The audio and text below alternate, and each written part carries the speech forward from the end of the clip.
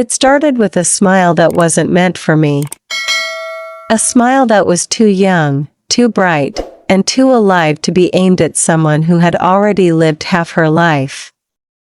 I never expected it to stay with me. But it did.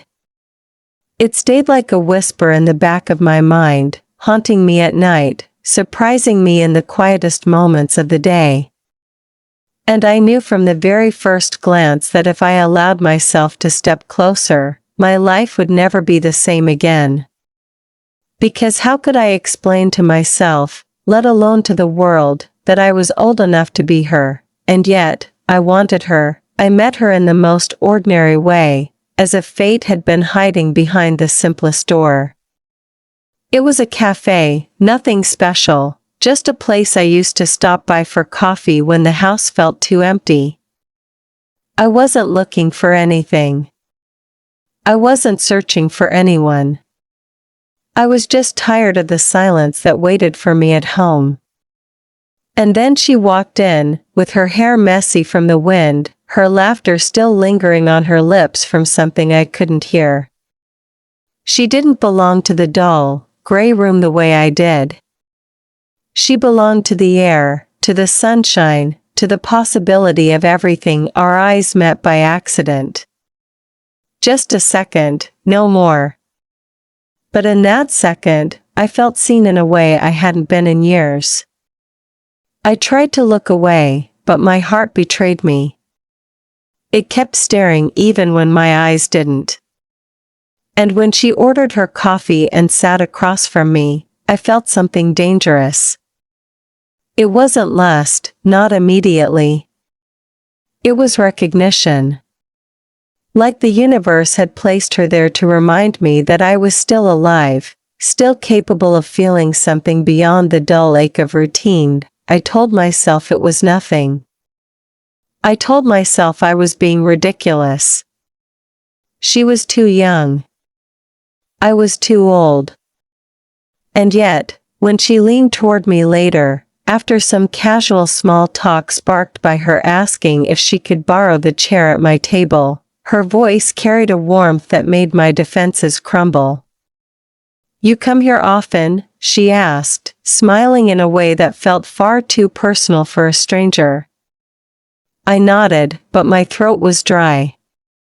I had forgotten how to flirt, forgotten what it meant to be desired, and yet every part of me screamed that she wasn't just being polite. The conversation was simple. Weather, books, the taste of coffee.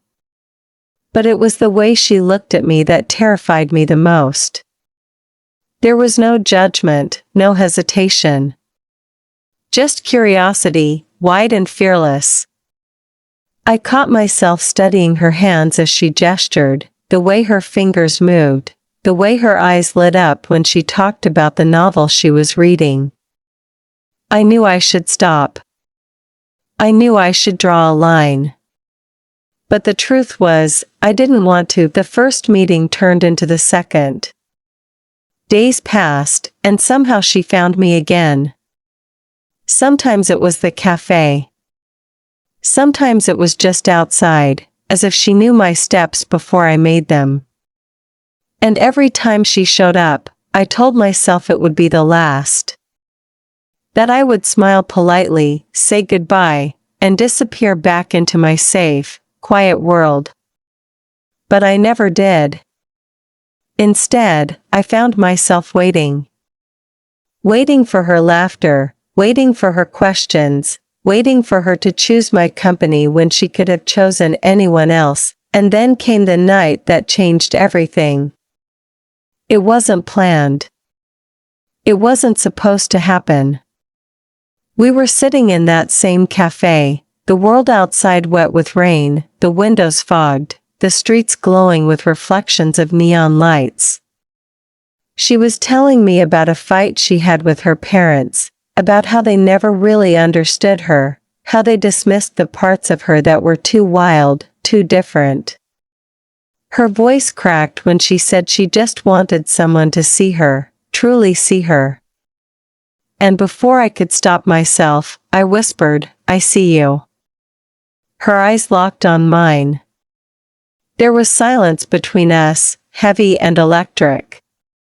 My heart beat so fast I thought it would break through my ribs. She leaned closer, her hand brushing mine across the table, and for a second, I forgot the years, forgot the rules, forgot the world outside. All I knew was the softness of her skin and the way her gaze held me in place. "Your place or mine?" she asked suddenly, the words falling with a mixture of playfulness and daring. My breath caught. Time stopped. Everything inside me screamed that this was wrong, that I should walk away, that I should protect her, protect myself, protect the fragile dignity I had left. But there was another voice, quiet but stronger. The voice that had been waiting to be alive again, and in that moment, I said yes. I wasn't thinking about tomorrow. I wasn't thinking about what it meant, what it risked, or what it could destroy. All I thought about was her hand in mine, the warmth of her presence, and the terrifying, beautiful truth that I had just stepped into a story that would change me forever. I remember the drive that night more clearly than I remember the years that came before it. The city lights seemed sharper, brighter, like the whole world was alive with a secret only the two of us shared. She sat in the passenger seat beside me, her jacket draped loosely over her shoulders, her hair damp from the rain, strands sticking to her cheek in a way that made my hands ache to touch her. I gripped the wheel tighter, trying to steady myself, because I knew every decision I made from that moment on would pull me deeper into something I couldn't escape. She was humming softly to the music on the radio, tapping her fingers against her knee, so relaxed, so unbothered, while my chest was pounding like I was being chased.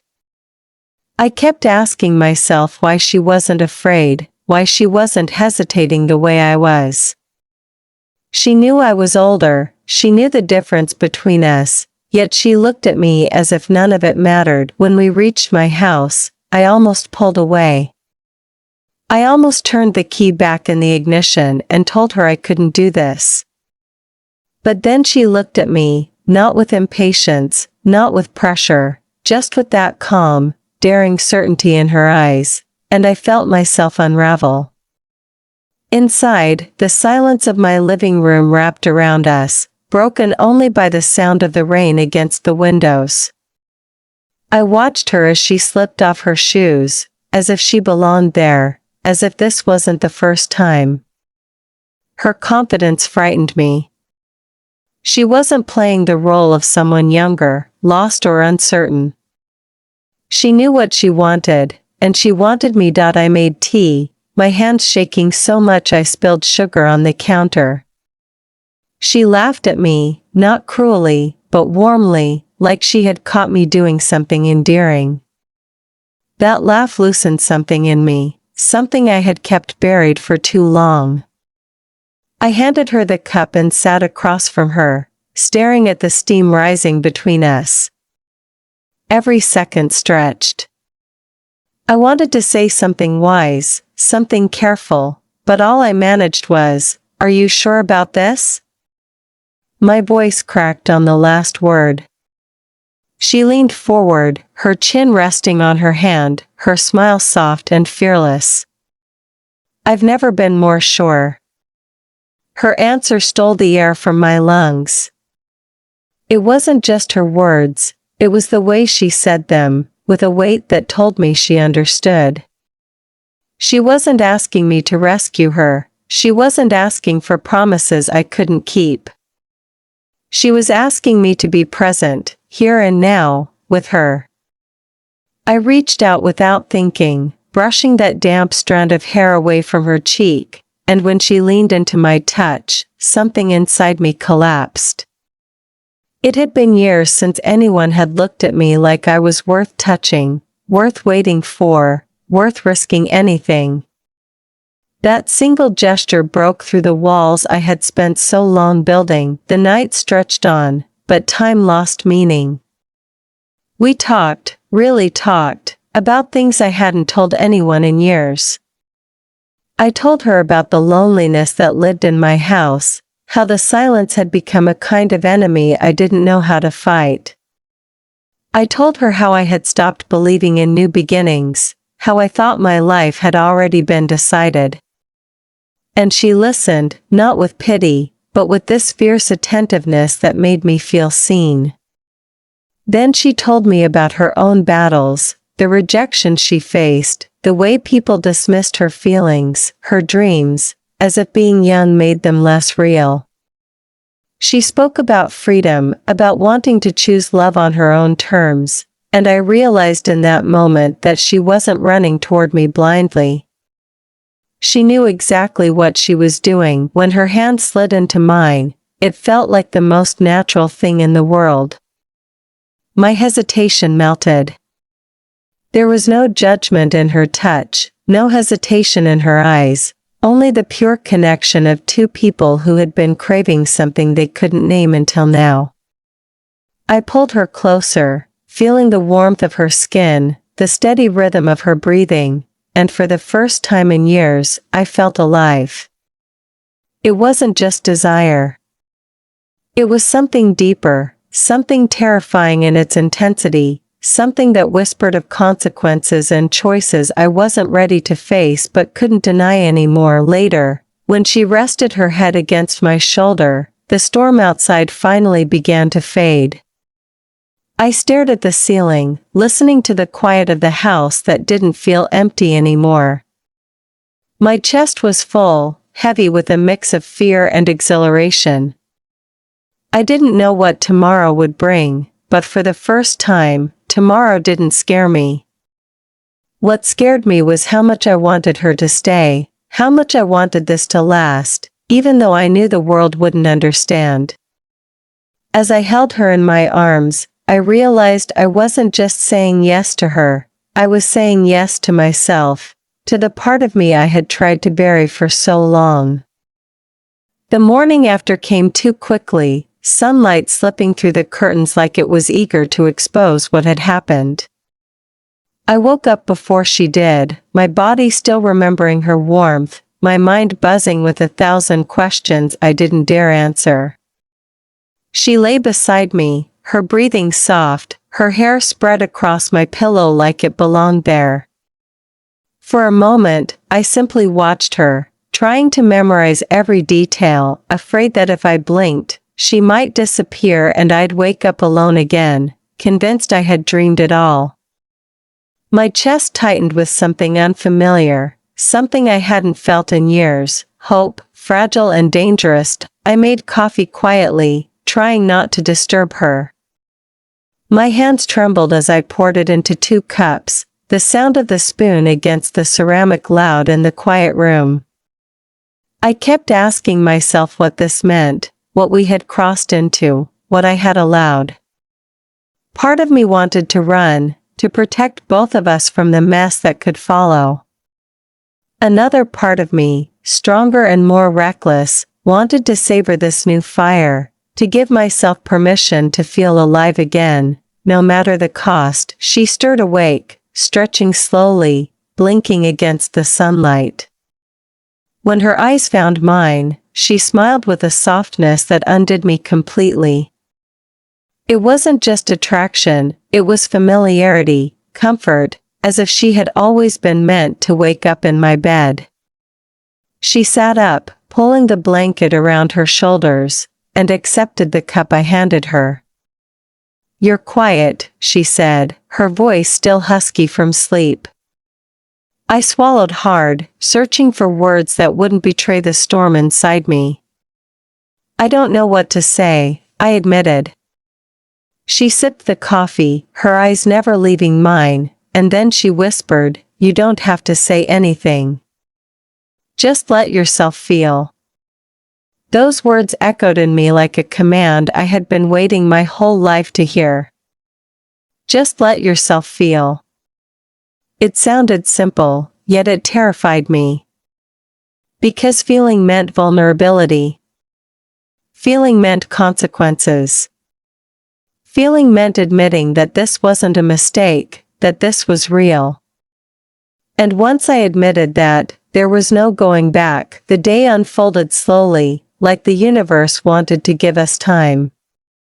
We sat together, talking about nothing and everything, favorite songs, old memories, dreams for the future. I found myself laughing in ways I hadn't laughed in years, the kind of laughter that shakes you, that releases something heavy from your chest. She teased me about my old-fashioned taste in music, and I teased her about her wild plans for traveling the world. There was no gap between us then, no years, no rules, no fear. It was just two souls finding comfort in each other, but underneath the laughter, my thoughts wouldn't stop. I kept wondering how the world would see us. I imagined the looks, the whispers, the questions. I thought of my friends, who already judged me for being alone, and how they would react if they knew I had chosen someone so much younger. I thought of her parents, who already struggled to accept her choices, and how they would view me as nothing more than a mistake, a scandal. The weight of it pressed against me even in the moments of joy, like a shadow that refused to leave. That evening, when the day had begun to fade and we sat watching the colors bleed across the sky, she reached for my hand again. Her touch was steady, grounding, and her eyes searched mine with quiet certainty. "You're overthinking," she said gently, as if she could see every fear running through my head. I didn't deny it. I couldn't. "I just don't want to hurt you," I confessed. She squeezed my hand tighter, her voice calm but unshakable. "The only way you'll hurt me is if you pretend you don't feel what I feel." Her words struck something deep inside me. All my life, I had lived by rules, rules of age, rules of respectability, rules of what people would think. I had built walls to protect myself from rejection, from shame, from the sting of wanting something the world said I shouldn't want. But here she was, tearing those walls down with nothing but honesty. And for the first time, I saw how much I had let fear control me. The night returned, soft and heavy, but it no longer carried the same uncertainty as before. We shared more than just touches and laughter that night. We shared silence, the kind of silence that speaks louder than words, the kind of silence where two hearts finally find rhythm with each other. And as I lay there, her head resting against my chest, I realized the truth I had been trying so hard to deny. This wasn't temporary. This wasn't a mistake. This was the beginning of something I couldn't walk away from, no matter how frightening it was. The days that followed felt like stolen time, like every moment was a secret the world had no right to take from us. She kept coming over, sometimes with a book in her hand, sometimes with that mischievous smile that told me she was about to drag me out of my quiet life into her chaos. My house, once a cage of silence, was suddenly alive with her energy. There was music where there had been nothing but the hum of the refrigerator. There was laughter where there had only been the sound of my own footsteps echoing on wooden floors. I found myself waiting for her knock, for her voice, for the way she filled up every empty space. And each time she left, the house felt lonelier than it ever had before, because now I knew what it meant to not be alone. But the more real she became in my life, the heavier my fears grew. I caught myself studying her face when she wasn't looking, tracing the curve of her jaw, the brightness in her eyes, the youth in her skin. She had her whole life ahead of her, and here she was with me, someone who had already crossed so many years, someone who carried scars, disappointments, and routines. I wondered if I was being selfish, if I was holding her back, if one day she would wake up and realize that she deserved more than I could ever give her. These thoughts lived inside me, silent but sharp, cutting into my joy even as I held her close. One evening, as we cooked together, she noticed my distraction. I was slicing vegetables too slowly, staring at the counter without really seeing it. She leaned against the doorway, watching me with that patient curiosity she always carried. "You're somewhere else again," she said softly. I tried to smile, but it felt forced. "I'm just thinking," I murmured, avoiding her eyes. She didn't let me escape. She came closer, touching my arm lightly, grounding me in the present. "You think too much," she whispered, and for a moment I wanted to believe that was enough to silence the storm in my head. Later that night, as we sat on the couch, she asked me directly, "Do you regret this?" The question pierced me. I turned to look at her, seeing not just her beauty but her vulnerability, her need for an answer. I shook my head immediately, because regret was the last thing I felt. "No. Never." My voice broke as I said it, because it was the truth, raw and undeniable. I worry about you. About us. About how the world will treat us. About how much easier it would be for you to love someone else." She didn't flinch. She didn't look away. Instead, she took my face in her hands and said, steady and fierce, "I don't want easier. I want you." Her certainty disarmed me. I felt my throat tighten, tears threatening in a way I hadn't allowed for years. She spoke with the kind of clarity I had never known at her age, a kind of clarity I had spent decades chasing. And in that moment, I realized that maybe it wasn't me holding her back. Maybe it was her pulling me forward, showing me a version of love that didn't care about rules, that didn't care about what anyone else thought. Still, when I lay in bed later that night, listening to her breathing beside me, my doubts returned in the dark. I thought of the people who would judge, the whispers, the disapproval, the cruel words that always find their way to something pure. I thought of the years between us, not as a number, but as a wall built of experiences that she hadn't yet lived. Would she resent me for it one day? Would she feel trapped by my slower pace, by my past that weighed too heavy? My chest ached with the fear that what felt like freedom now might become a chain for her later, but then she moved closer in her sleep, wrapping her arm around me, holding me as if I was the one who needed protecting. And in that simple gesture, I felt my fears quiet, just for a moment. Maybe love wasn't about predicting the future. Maybe it wasn't about shielding ourselves from pain. Maybe it was about choosing, every day, to show up for each other, even when the world tried to tear us apart. That night, as I closed my eyes, I let myself believe in the possibility of us. Not in perfection, not in forever promised with certainty, but in the raw, imperfect beauty of what we had. Because even with all the fear, all the doubt, I knew one thing with absolute clarity: I didn't want to go back to the life I had before her. It was inevitable that the world outside our little bubble would begin to notice. At first, it was small things, nothing that could be named as more than coincidence. The way the barista at the cafe looked at us when we sat together, the lingering glance of the neighbor when she left my house in the morning, the hushed voices that fell silent when we entered a room. I told myself I was imagining it, that paranoia was twisting reality, but deep down I knew. Secrets never stay hidden forever, not when they burn as brightly as ours. She didn't seem to care.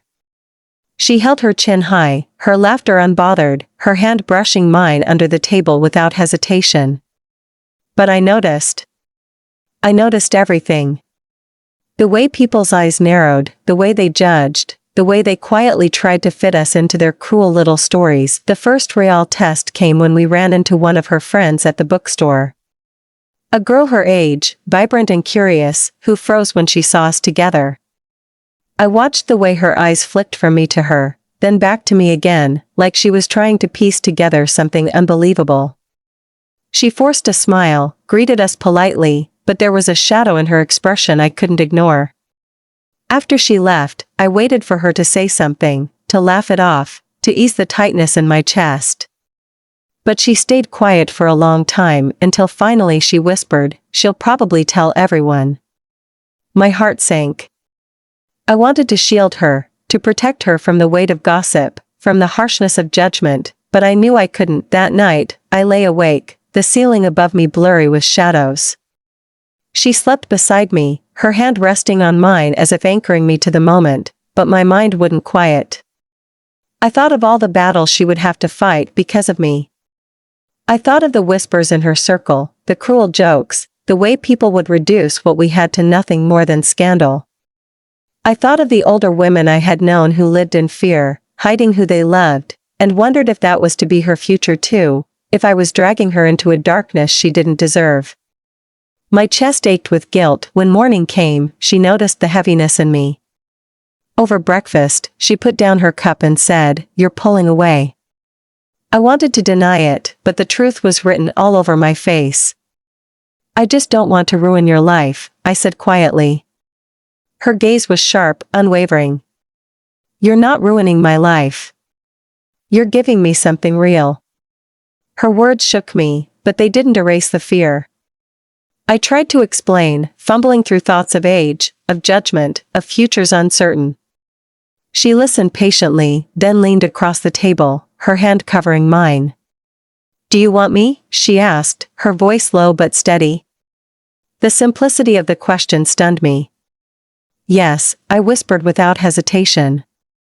"Then nothing else matters," she said, and there was so much conviction in her tone that I felt the tears I had been holding back slip free, but the world didn't stop for us. Days later, she came to me upset, her eyes red from crying.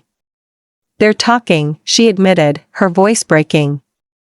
"My friends, people online, even someone from class. They say I'm stupid, that I don't know what I want, that you're using me." My stomach twisted with rage and shame. I reached for her, holding her as tightly as I could, wishing I could take every cruel word away. "They don't know us," I said fiercely. "They don't get to define us." But I knew the damage was already done. The world had cracked its way into our fragile haven, and the judgment we had feared was no longer just whispers, it was real, and it was cutting into her heart. That night, as she cried into my chest, I made a silent promise to myself. If loving me ever became too heavy for her, if it ever started to destroy her instead of lift her, I would be the one to let go. I would carry the pain so she wouldn't have to. It was a promise born of love, but also of fear, because even as I whispered to her that everything would be okay, part of me wondered if this beautiful, fragile thing between us could survive the weight of the world pressing down on it. The storm between us and the outside world only grew heavier. Whispers had turned into stares, stares into questions, and questions into accusations that reached us no matter how hard we tried to shut the door against them. I began to notice how she hesitated when we walked into crowded places together, how her laughter dimmed when someone's eyes lingered too long. She tried to hide it, tried to stay strong, but I could feel the weight pressing down on her. It twisted my stomach with guilt, because I knew that the root of all this was me, my age, our difference, our refusal to fit into the boxes people demanded. And yet, even with all that, she never once let go of my hand.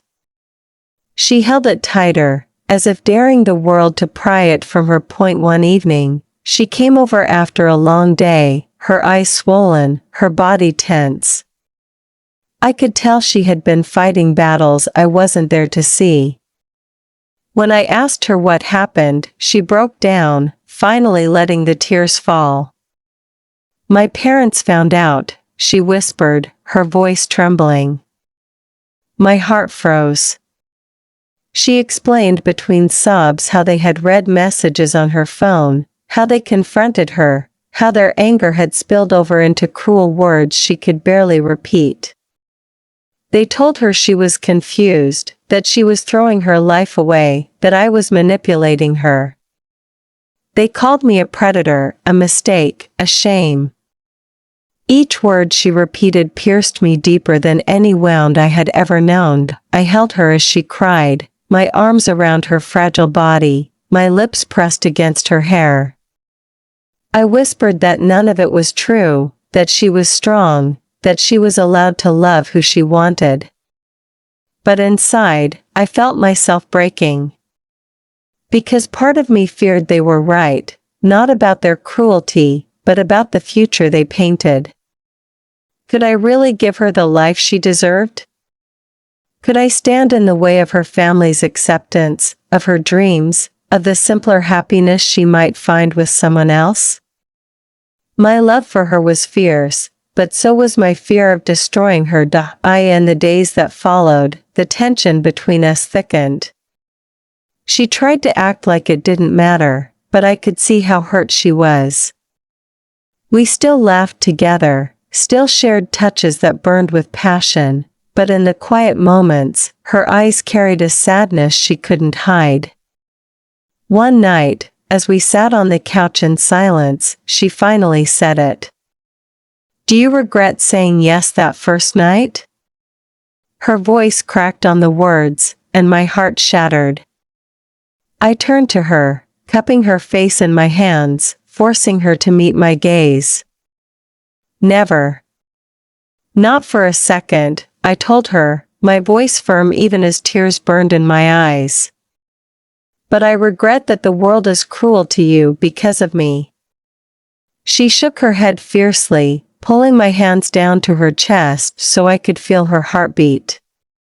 "No. Don't you dare carry their hate. I chose you. I chose this. And if the world doesn't understand, that's their failure, not ours." Her voice was raw, but her conviction was unshakable. I wanted to believe her. I wanted to let her strength cover us both. But when I looked at her, all I could think about was the battle she hadn't even faced yet.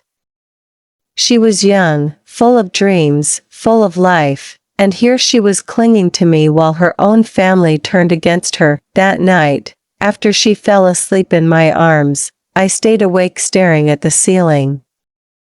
My mind replayed everything over and over. The first time she smiled at me, the moment she whispered your place or mine, the way her hand had found mine in the cafe. Every memory was beautiful, precious, and yet each one was tangled with fear of losing her. I realized then that love is not just about holding on, it's also about knowing when to let go if it means saving the person you love from pain. The thought tore through me like a blade, but it sat heavy in my chest, impossible to ignore. I kissed her forehead gently, breathing her in, memorizing the sound of her soft breaths in the dark. And in the quiet of that night, I made another silent promise. If the world became too much, if her family's hate and society's judgment crushed her spirit, I would be the one to take the step back. Not because I didn't love her, but because I loved her too much to let her be destroyed by choosing me. It was a promise that tasted like heartbreak, but in my heart, I believed it was the truest expression of love I could give her. The distance between us did not appear suddenly. It crept in quietly, like a shadow that thickened little by little until it covered everything. We still spent nights together, still touched and held and kissed, but there was something unspoken in the air, something we both felt but neither of us wanted to name. I could see it in the way she lingered in silence longer than before, in the way her eyes seemed to search mine as if trying to find reassurance I couldn't fully give. I loved her more fiercely with each passing day, yet at the same time, the weight of the promise I had made to myself, to protect her even if it meant letting go, grew heavier inside me. And that heaviness began to build walls, invisible at first, but strong enough to create space where there had once been none. One evening, she confronted me. Her voice was trembling, but her eyes were steady, sharp as ever. "You're slipping away from me," she said, her words cutting straight through the quiet of the room. My chest tightened, and I tried to deny it, shaking my head, reaching for her hand. But she pulled back before I could touch her. "Don't lie to me," she whispered, her voice breaking. "You think I don't notice? You think I can't feel it? You're already leaving in your mind." Her words gutted me. I wanted to scream that she was wrong, that I could never leave her, but the truth was too heavy to ignore. I was already imagining what life would be like for her without me, already picturing her walking freer, lighter, without the burden of defending us to everyone around her. The silence stretched painfully between us until finally I said, "I don't want to hurt you anymore." Tears filled her eyes immediately, but she refused to let them fall. She stood tall, as if determined to carry her pain with pride. "You're not hurting me," she said firmly. "They are. The world is. My parents, my friends, strangers who don't know us. Don't put their cruelty on yourself. Don't rob me of the one thing that makes me happy just because they can't understand it." Her strength shook me to my core. How could someone so young hold so much fire inside her while I, older, supposedly wiser, was drowning in fear?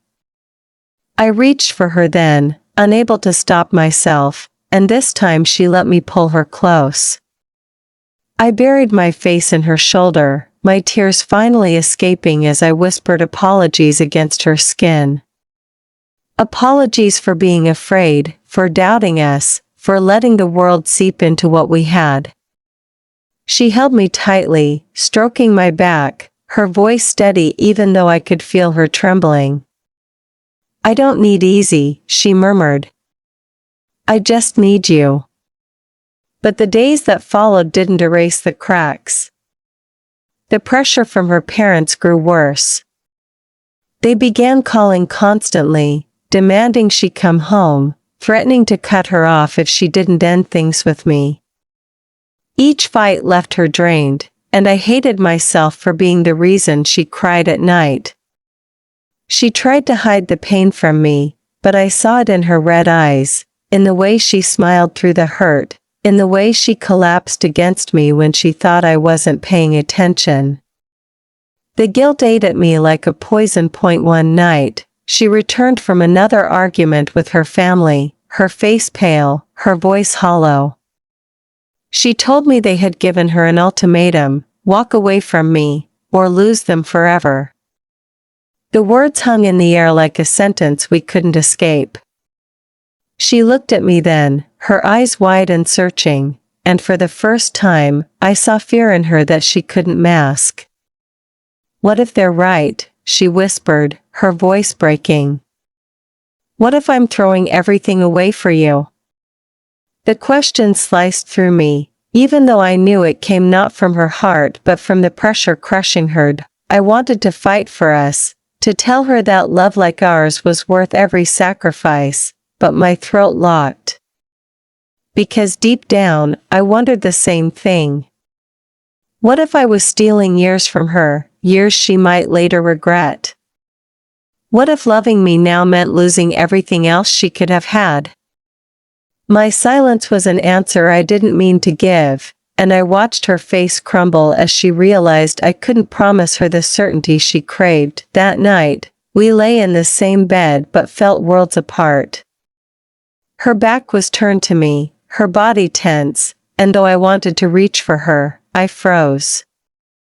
I lay awake staring into the darkness, the sound of her breathing uneven, both of us trapped in a silence that spoke louder than words. My heart ached with a love that was desperate to hold on, but also with the knowledge that the more I held, the more I risked breaking her. By morning, the air between us was fragile, like glass that could shatter with one wrong word. She avoided my gaze, moving through the motions of breakfast without her usual lightness. I wanted to stop her, to pull her into my arms, to beg her to believe in us no matter what, but my fear sealed my lips. And as she walked out the door, her shoulders heavy, I felt an emptiness crash into me that I had never known before. I realized then that love, no matter how fierce, wasn't always enough to protect someone from the world. And the terrifying thought that maybe the most selfless act of love was to let her go began to take root, even though the very idea of it broke me into pieces. The day it finally broke between us was not loud or dramatic. There was no screaming, no storm of anger, no shattered glass. It was quieter than that, almost too quiet, the kind of silence that feels heavier than any argument ever could. She came to me in the evening, her face pale, her eyes red from crying long before she arrived. I knew, before she even spoke, what she was about to say. I had felt it building for days, felt the distance growing between us no matter how tightly I tried to hold her close. When she sat down across from me, her hands trembling in her lap, I wanted to freeze time, to keep her there before the words could escape her lips. But time, cruel as always, refused to stop. She whispered that her parents had made good on their threats. They had cut her off, taken away her safety net, left her with nothing unless she left me. Her voice cracked as she told me how tired she was of fighting, how every day had become a battle she wasn't sure she could keep winning. I love you, she said, tears spilling freely now. God, I love you more than anything.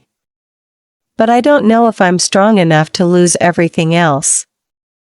Her words hit me like a knife, sharp and deep, because I knew she wasn't choosing against me, she was choosing survival.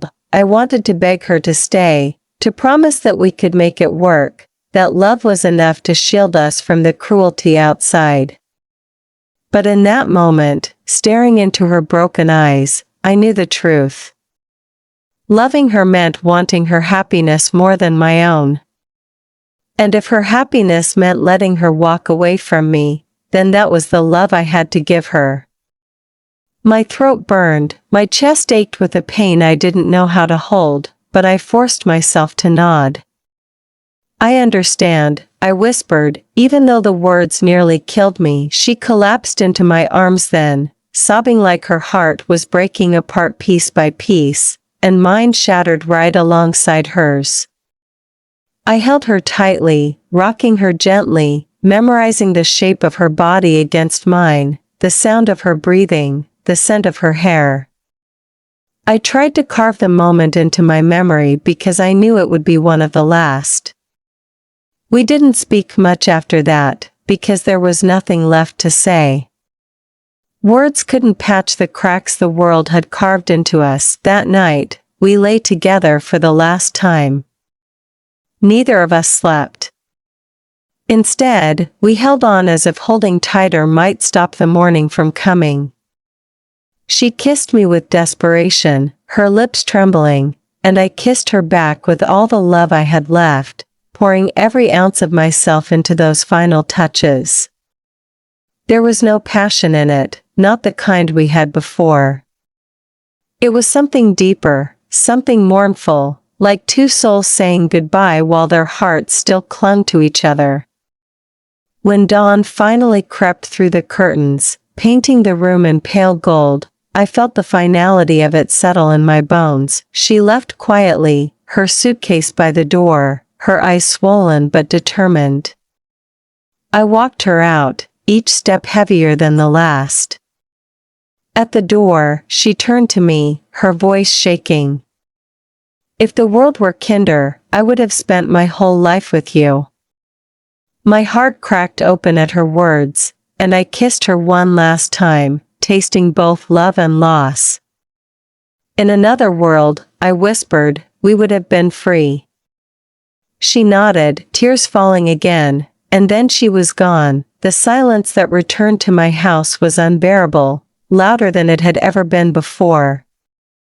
Every corner carried her ghost. The couch still held the memory of her laughter, the kitchen echoed with her teasing, the bed smelled faintly of her perfume. I wandered through the rooms like a stranger, unable to breathe without feeling the hole she had left behind. For days, I broke down in ways I hadn't allowed myself in years, crying until I was empty, screaming into pillows, curling up on the floor with her absence pressing down on me like a weight I couldn't lift, and yet, beneath the devastation, something else lived. A quiet, painful gratitude. Because for all the heartbreak, for all the judgment, for all the cruel eyes and whispered words, I had known her love. I had felt it in its fiercest form. She had reminded me that I was alive, that my heart was still capable of burning, of aching, of dreaming. She had given me a love that was real, even if it was not forever. In time, I knew the world would expect me to move on, to bury the memory, to pretend it had never happened. But I refused. I carried her with me in every breath, in every quiet moment. Not as a wound, not as a mistake, but as a reminder that love does not always need to last a lifetime to matter. Sometimes, love is about the courage to say yes, even when the world says no. Sometimes, it is about finding the strength to let go when holding on would only break the one you love. And though the bed is empty now, and the silence has returned, I know that a part of her will always live in me. She was the fire that woke me from years of sleep, the spark that reminded me my heart still beat. And no matter what the world says, no matter how our story ended, I will never regret the night I said yes.